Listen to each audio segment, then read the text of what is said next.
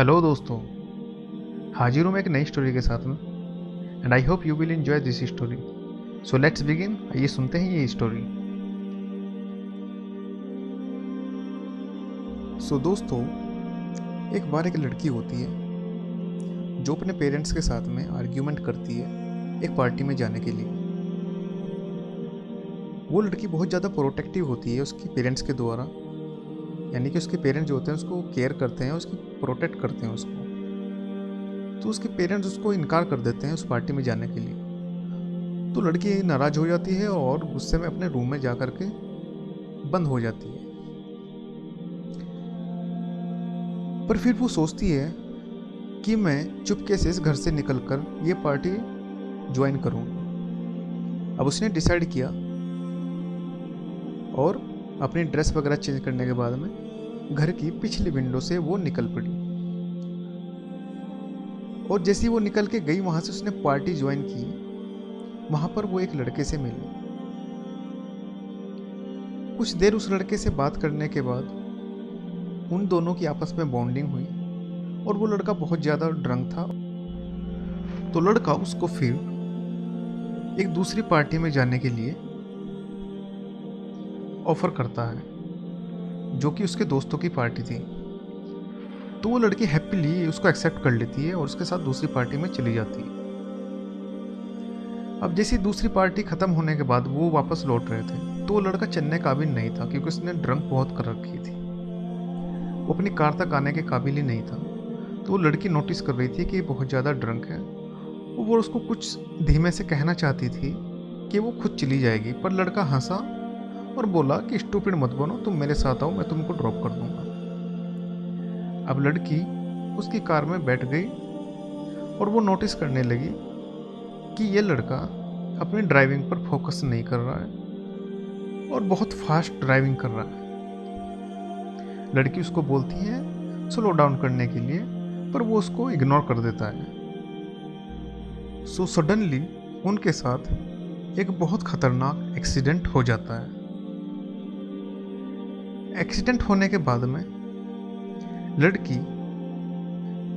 जब अपनी आंखें खोलती है तो वो एक हॉस्पिटल में अपना आप को देखती है, जहाँ पर उसको ट्रीटमेंट किया जा रहा है और वो लड़की अपने हाथ और पैर से मूव करने के काबिल नहीं रही।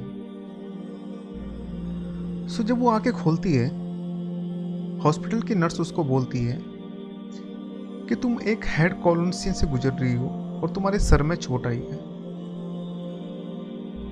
और वो उस नर्स से पूछती है कि जो लड़का गाड़ी चला रहा था वो कितना इंजर्ड हुआ है, उसको कितनी चोट आई है। तो नर्स रिप्लाई करती है कि इन द फ्लेम वो ऑन द स्पॉट मर चुका है।